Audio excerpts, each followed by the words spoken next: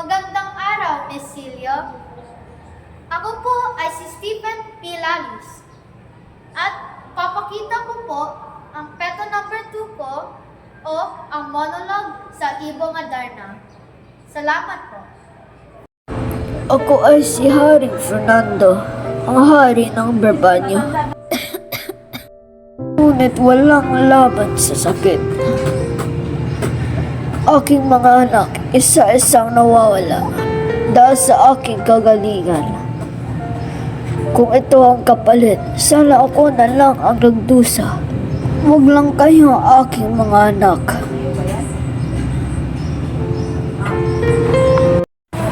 Ako si Don Juan. Hindi ko hinihiling maging bayani. Hindi ko ginusto ang sakit. Ngunit, bakit ang pinakamabigat kong laban ay hindi halimaw, kundi sariling dugo? Ilang beses akong binagsak, iniwan, tinaksin. Ngunit, ito pa rin ako.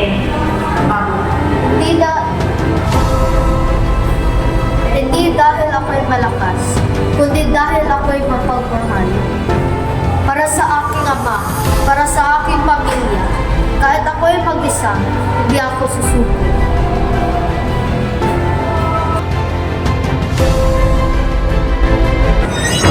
Bakit si Don Juan? Sa bawat laban, siya ang bayani.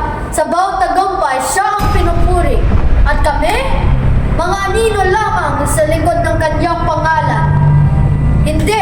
Hindi ako papayag kung kailangan ko maging masama para lang ako may pansin.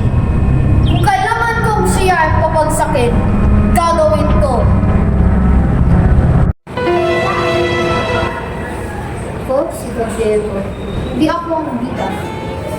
Ngunit hindi rin ako ganap na patutunan.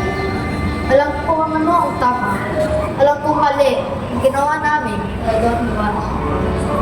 Ngunit bakit? Sumunod pa rin ako. Siguro dahil sa inggit. Siguro dahil sa takot. Takot na manatiling pangalawa. Takot na hindi kailanman mapansin.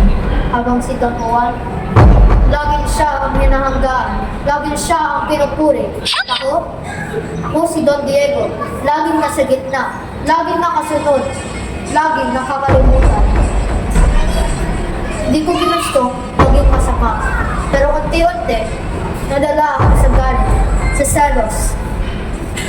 Bago ko pa napansin, nakagawa na ako ng kasalanan. Ngayon, dala ko ang bigat ng aking konsensya. Dahil alam ko, ang pananahimik sa mali ay sa aking kasalanan. Kung mabibigyan ako ng pagkakataon, pipiliin ko itama ang lahat. Pipiliin ko maging matapang. Hindi para manakit, kundi para gawin ang tama. Dahil ang tunay na lakas ay hindi sa pagsunod sa iba, kundi sa paninindigan kahit mag-isa ikaw.